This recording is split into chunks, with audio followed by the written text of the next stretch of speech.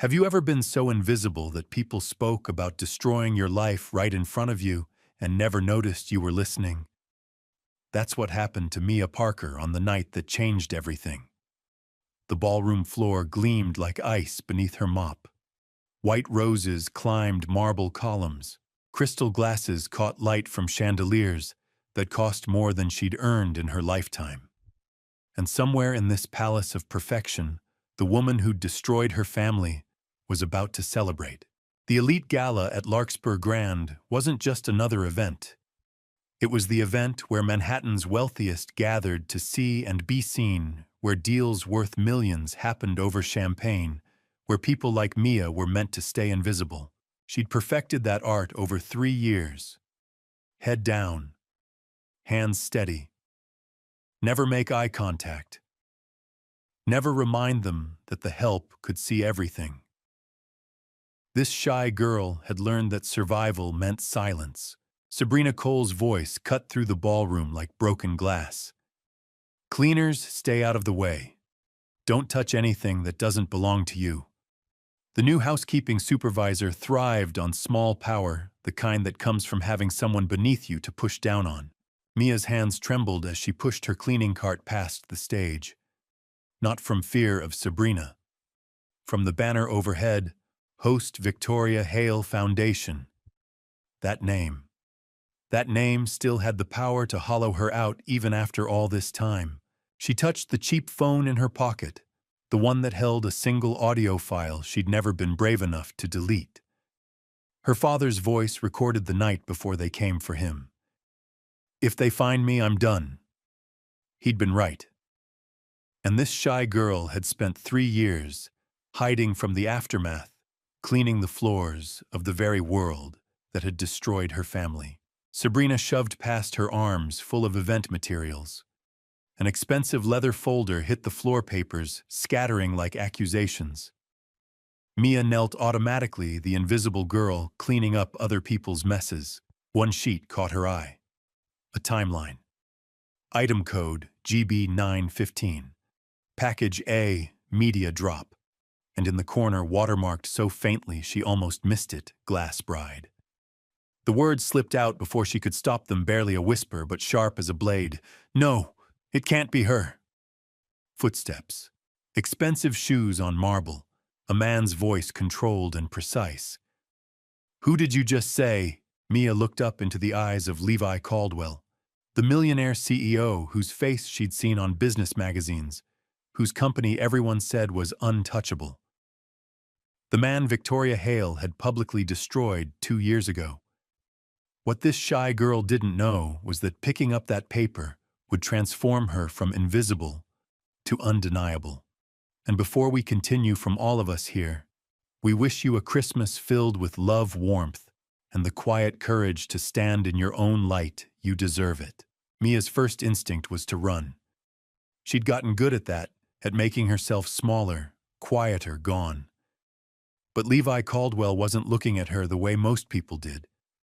Not with pity, not with dismissal, with calculation.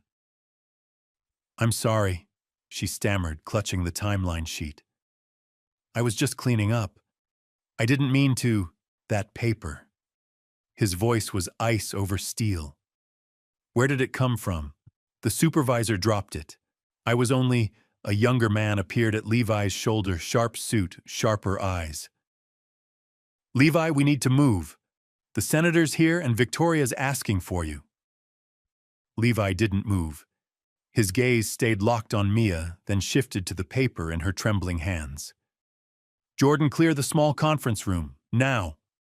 Jordan, the chief of staff, Mia realized, hesitated only a second. "Witnesses. The executive housekeeper. Keep it visible. Hallway cameras on." Mia's heart hammered. I don't understand." "I know you didn't do anything wrong," Levi said, and something in his tone steadied. "That's exactly why I need to talk to you." The conference room was small, glass-walled, deliberately public. Through the windows, Mia could see security personnel stationed outside. Eleanor Whitaker Nell, as everyone called her, stood by the door, her weathered face calm. Levi got straight to the point. No games. Tonight, someone plans to destroy my credibility, not with truth, with theater. He placed his phone on the table, pulled up encrypted messages. 3 hours ago, my security team intercepted communications about a planned media attack, timed for 9:15, right when Victoria makes her announcement. Mia's stomach dropped. GB 9:15, the same timestamp. They'll release fabricated photos. Levi continued clinical and detached. Me with women. Me making promises I never made. Designed to make me look like the villain in our breakup. To make her look like the victim who rebuilt through charity work. Why tell me this? Mia's voice came out smaller than she intended. Because they won't expect me to have someone like you standing beside me. The words landed like a slap. Someone like you. She'd heard that phrase for 3 years. Someone like you doesn't belong here. But Levi wasn't finished. You're outside their game. You're not an heiress they can bribe. Not a socialite they can threaten. You're someone they've trained themselves not to see. He leaned forward. That makes you the perfect counter move. Jordan slid a document across the table. Standard appearance contract. $5,000 for 3 hours. Car service home. Right to terminate anytime, no penalties. Mia stared at the number. More than she made in 2 months. I don't need you to pretend to love me, Levi said. I don't need you to be someone you're not. I only need you to stand beside me. And if asked, say 2 sentences, I'm here by choice. I deserve respect. Her throat tightened. When was the last time anyone had said those words to her? I'm just a cleaner, she whispered. Exactly. Levi's eyes never wavered. They won't see you coming. Nell spoke for the first time, her voice rough with decades of smoke and silence. Child, sometimes being invisible is the only power left, until the moment you choose to be seen. Mia's hands shook. She thought of her father in that courthouse watching his life dismantle while cameras flashed and reporters shouted questions he wasn't allowed to answer. She thought of her mother dying in a county hospital because their insurance had vanished with their reputation. She thought of the girl she used to be, Mia Hartford, who dreamed of business school and believed hard work mattered. That girl had been erased. If they destroy my credibility, Levi said quietly, 3,000 people lose their jobs. My company gets swallowed by a man who sees employees as expendable. I can't let that happen. Mia looked at the timeline sheet still clutched in her hand. At the watermark? Glass bride. Victoria had always been good at playing the victim, at making her cruelty look like self-defense. This moment felt almost inspirational, like something was shifting inside her, some long dormant part waking up. This event, Mia heard herself say. It's not just a gala. It's her wedding preview, isn't it? For her and Graham Winslow. Levi and Jordan exchanged a glance. Yes, Jordan confirmed. The actual wedding is Saturday. This is the warm-up, the photo opportunity, the moment she cements her image as the woman who overcame heartbreak and found true love. Mia's jaw tightened. She knew about image, about narrative, about how the powerful wrote history and the powerless just disappeared into it. She picked up the pen. Okay, she said. I'll do it. Levi nodded once, sharp and decisive. Jordan will handle logistics. You'll have support every step. And Mia? He waited until she met his eyes. You can stop any time. This is your choice. For the first time in 3 years, choice felt real. As she signed the paper, Mia caught her reflection in the window, a shy girl who'd learned to survive by disappearing. But tonight, that was about to change. The transformation wasn't what Mia expected. No fairy tale montage. Levi simply handed her a credit card and said, choose something that lets you breathe. We need you clear-headed, not performing. The hotel boutique felt like foreign territory. Mia stood paralyzed among racks of designer dresses, each worth more than her monthly rent. Can I help you find something? Translation, what are you doing here? Mia almost fled. But then she remembered Levi's words. They won't see you coming. Maybe she just needed to look like herself, if she could remember who that was. She chose simplicity, a midnight blue dress with clean lines. When she looked in the mirror, she saw someone in between, someone trying. Nell found her in the staff dressing room holding a pearl hairpin, delicate and old. My grandmother's, Nell said, tucking it into Mia's hair. Worn by women who knew what it cost to stay silent. I don't know if I can do this. I stayed quiet once. Nell's voice cracked. 30 years ago, I cleaned offices in the financial district. I saw papers, signatures, things that didn't add up. And when they came for your father, I knew. I knew the numbers had been moved, that someone had signed his name to approvals he'd never seen. The room tilted. You knew my father. I knew what they did to him, and I did nothing. Nell's eyes were wet with regret. I kept my job instead of my conscience. I'm not asking you to forgive me, child. I'm asking you not to make my mistake. Some silences don't just cost your voice. They cost your soul. Her mother had died believing that maybe if they'd just been quieter, more grateful, maybe they would have been spared. There are people, Mia whispered, erased just because they have no power, like they never mattered at all.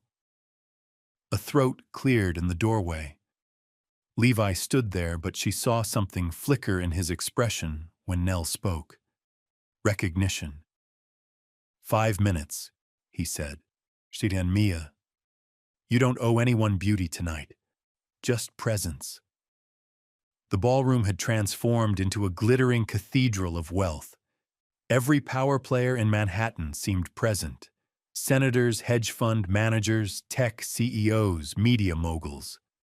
Mia's breath came shallow until Levi's voice cut through. You can stop anytime. Just say the word. She shook her head. Stopping now would be just another kind of disappearing. They entered together. The room didn't go silent, but Mia felt the shift, casual glances turning into stares. Victoria Hale stood at the room's center like a sun radiant in white lace. When she saw Levi, something flickered behind her eyes. When she saw Mia beside him, that flicker became calculation. Levi? Victoria glided over, all grace and warmth. I'm so glad you came. Though I admit, her eyes slid to Mia with surgical precision. I'm curious about your guest. I don't believe we've met. Mia Parker. Levi set his hand a light pressure at the small of Mia's back steady. My guest. She deserves respect. Of course. Though Parker, that's interesting. I could swear I've seen you before. Have you worked in finance? The floor dropped out. 3 years of hiding, and Victoria was peeling back layers in seconds. She's here with me. Levi repeated, his voice cooler now. That's what matters. Naturally. Victoria's eyes stayed locked on Mia. What's your full name, dear? Mia couldn't speak. The hairpin suddenly felt heavy.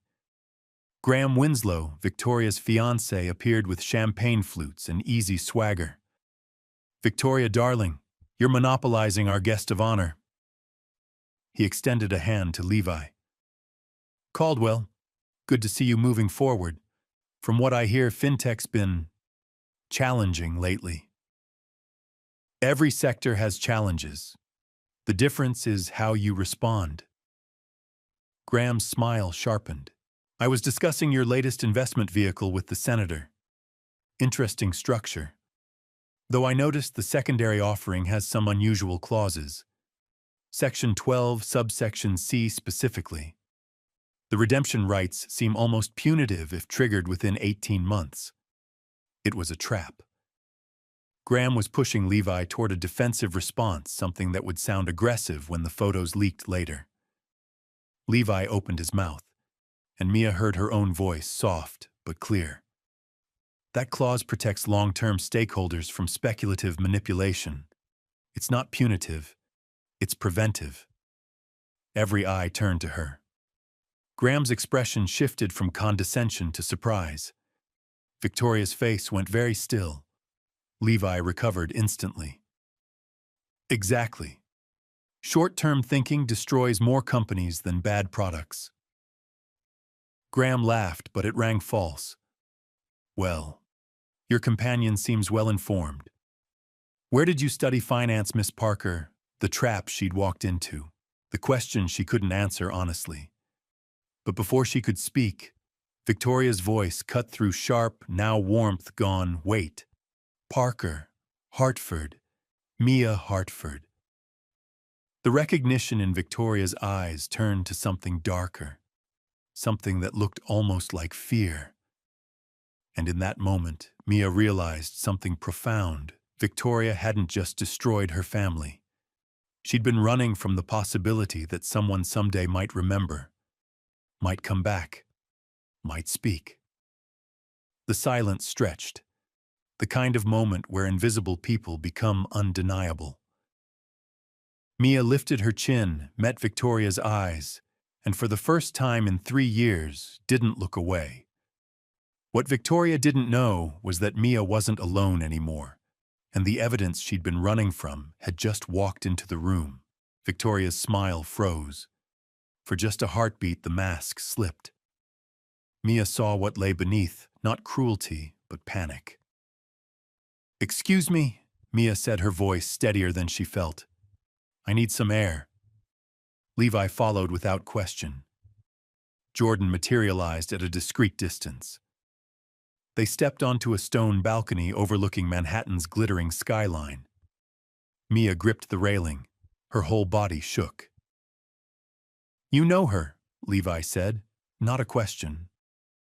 "My father was David Hartford, VP at Sterling Meridian Financial. 8 years ago, he was arrested for securities fraud. $12 million moved through offshore accounts with his digital signature. He died in prison 2 years into his sentence. Heart attack." She forced the words out. "My mother followed him 6 months later. The doctors said grief, but I think it was shame." Levi's expression didn't change, but something in his stillness sharpened. The Hale Foundation was the beneficiary organization for the recovered funds. Victoria was 24, fresh out of Yale. The press called her a crusader. She laughed, bitter and broken. "She built her entire image on my father's corpse. You have proof he was framed. I have memories. Signatures on documents dated when my father was hospitalized with me. Meetings he supposedly attended while on video calls I sat in on. But memories aren't evidence. And an 18-year-old girl's word against a foundation backed by Manhattan's elite." She shook her head. "I changed my name. Learned to be invisible." Jordan cleared his throat. "Levi, the timeline sheet. May I?" Mia handed it over. Jordan photographed it, fingers flying. "Sending this to our legal team. If Glass Bride is an operation name, we can trace digital footprints metadata." "Do it," Levi said. Footsteps on stone. Nell appeared, her face pale. In her weathered hands, she held an envelope, old, yellowed, sealed with tape. "I kept this," Nell said, voice breaking, "because I was afraid. But I'm tired, child. I'm 67 years old, and I'm tired of being afraid." Inside, photographs, photocopies of signatures, a handwritten note on Sterling Meridian letterhead dated 2 weeks before David Hartford's arrest, and at the bottom, V. Hale, Jr., analyst. "I cleaned executive offices after hours," Nell said. This was in a shredder bag someone forgot to seal. The way she smiled on the news, the way she looked relieved instead of devastated. Mia's hands shook. The note was procedural routing instructions for an offshore transfer, but the signature was Victoria's, and the date made it impossible for David Hartford to have initiated the transaction. He'd been in the hospital. Mia remembered because she'd been there holding her mother's hand. 2 weeks later, federal agents came to their door. "This doesn't prove everything definitively," Jordan said carefully, "but it places Victoria in the approval chain. It contradicts the timeline she testified to. Combined with tonight's operation timeline." He looked at Levi. "If we prove she's manipulating media narratives now, it opens questions about whether she did it before." Levi's jaw tightened. "We need more. This gets us reasonable doubt, but not justice." "I'm not looking for justice," Mia said, voice raw. "Justice would require a system that cares. I'm looking for truth. Just once I want the truth to be louder than the lie."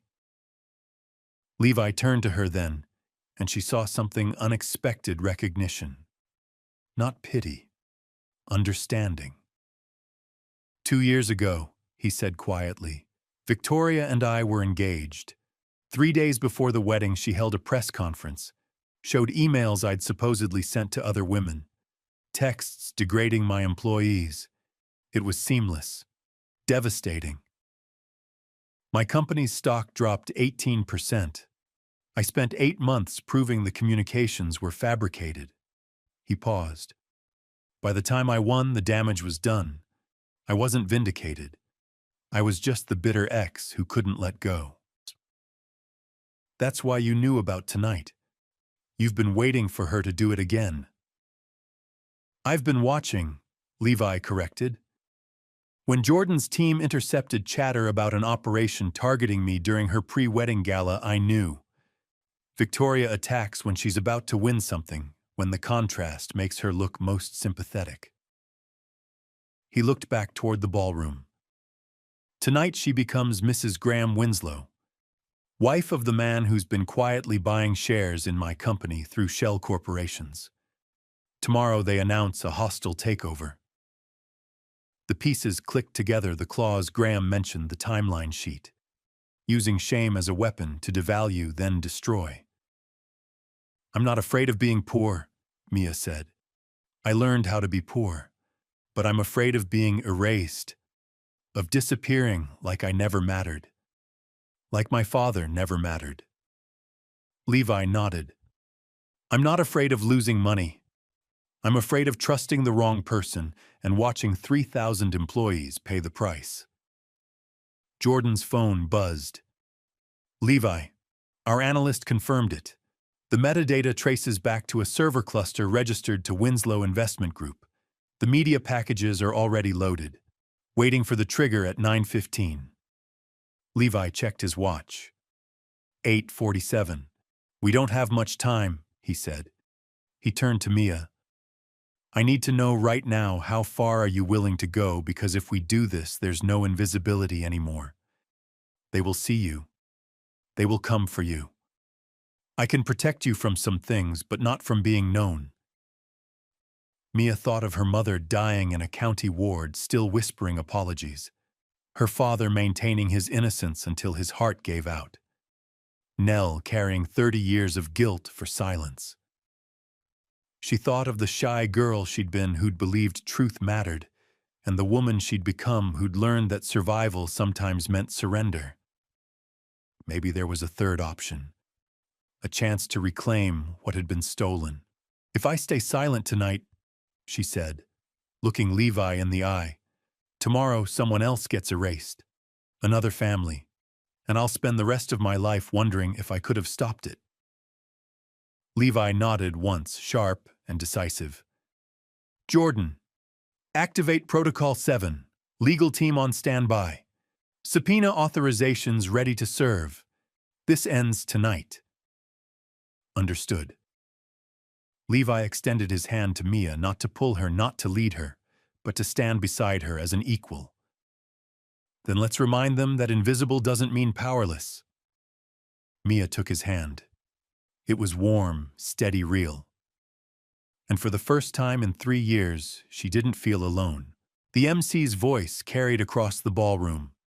Ladies and gentlemen, if I could have your attention. Our host, Victoria Hale, has asked me to invite a very special guest to say a few words. Mr. Levi Caldwell, would you join us? The room shifted with curiosity. Cameras appeared, society photographers, gossip, bloggers, the ever-present media. Victoria's smile was radiant, confident. She thought she knew what was coming. Levi walked to the stage with the calm of someone who'd already won. When he reached the microphone, he didn't smile. "Thank you, Victoria, for the invitation," he said. "You're right that I should say something. But first I'd like to invite someone you've all learned to overlook." He extended his hand toward the crowd, toward Mia. The murmurs started immediately. The cleaner, the nobody Mia's legs almost refused to move. Every instinct screamed to run, but Nell's eyes found hers across the room, and the older woman nodded once, a gesture of permission, of absolution. Mia walked forward. The crowd parted like water. When she reached the stage, Levi's hand was steady, pulling her up beside him. Under the lights, she could see everything. The confused faces, the judgmental sneers. Victoria's expression no longer radiant, but calculating. The microphone felt like a weapon in Mia's shaking hands. "My name is Mia Parker," she said. Her voice cracked but held. "Some of you know me as the cleaner, the invisible one. But 8 years ago, my name was Mia Hartford, and my father was David Hartford." Victoria's face went white. "If I stay silent tonight," Mia continued, "tomorrow another family will be erased. Another daughter will learn that her father's innocence doesn't matter. That truth is just the story with better funding." She gripped the microphone harder. "I won't let that happen anymore." Levi raised his hand. Behind them, the massive screen flickered to life. Document images filled the display.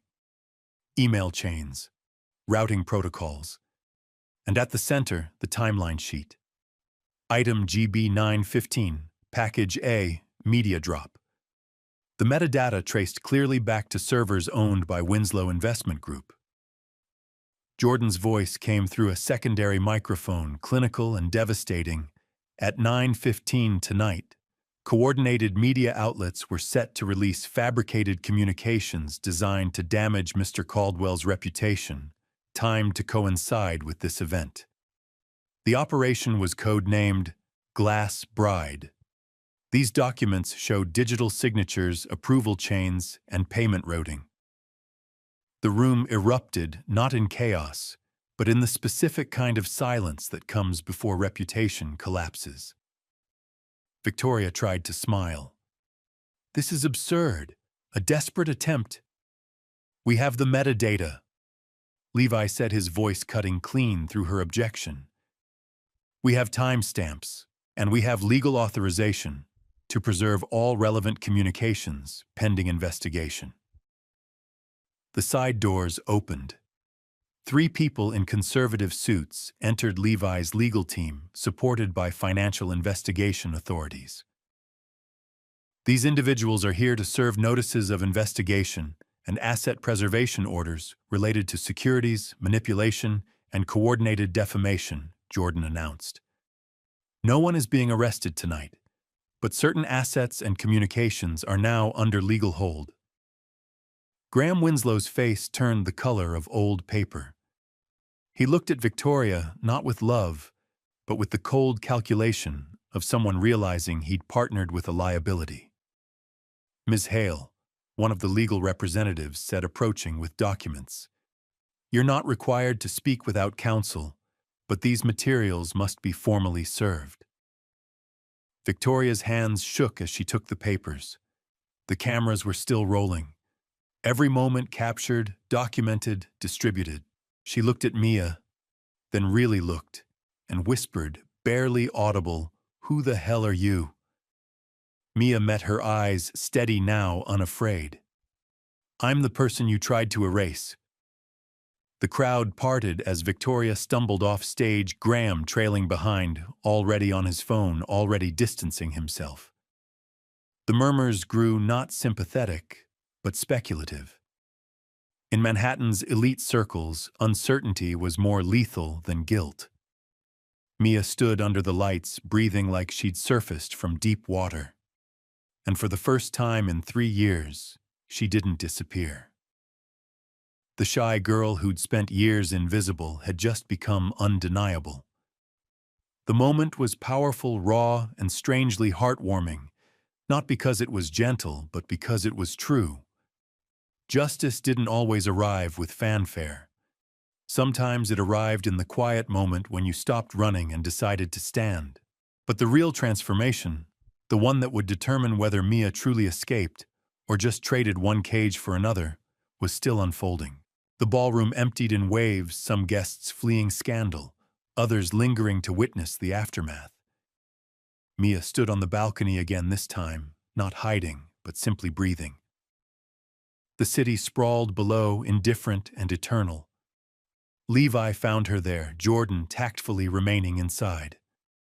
"They'll come after me now," Mia said. "Not a question, a fact." "Probably."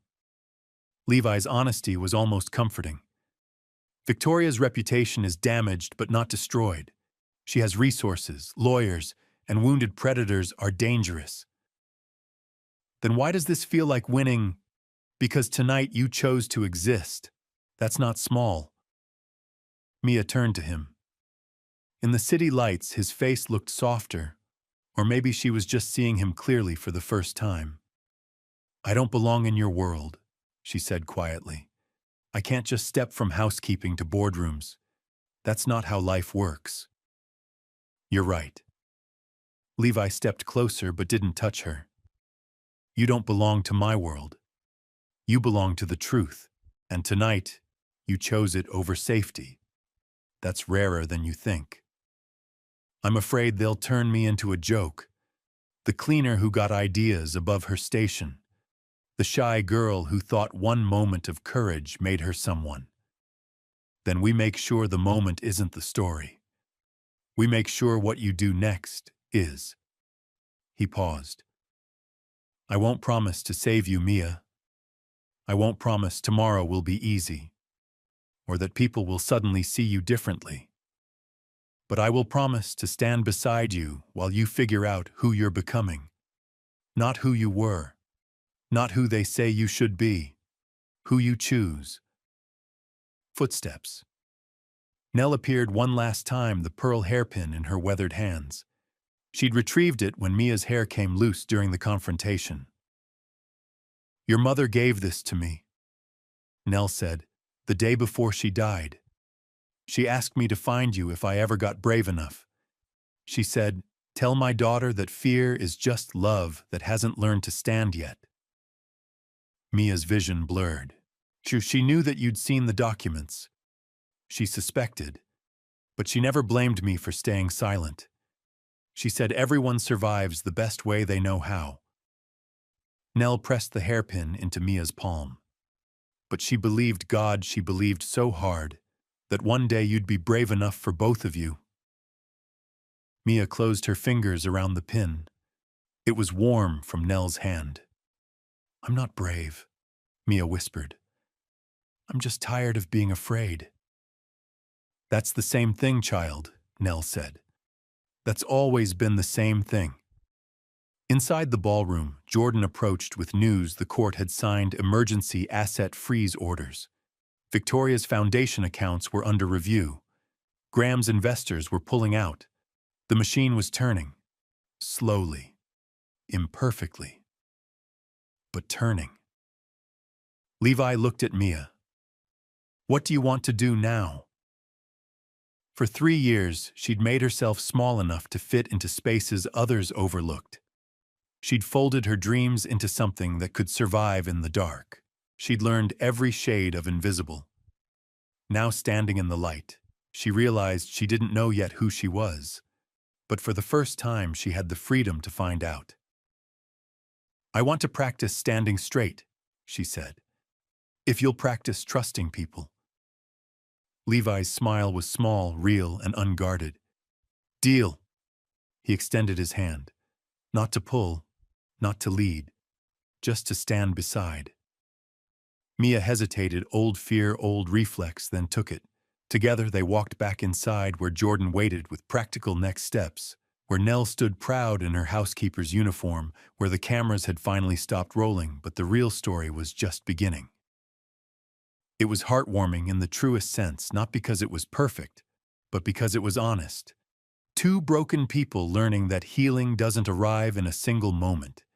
It builds in the small, brave choices made every day after.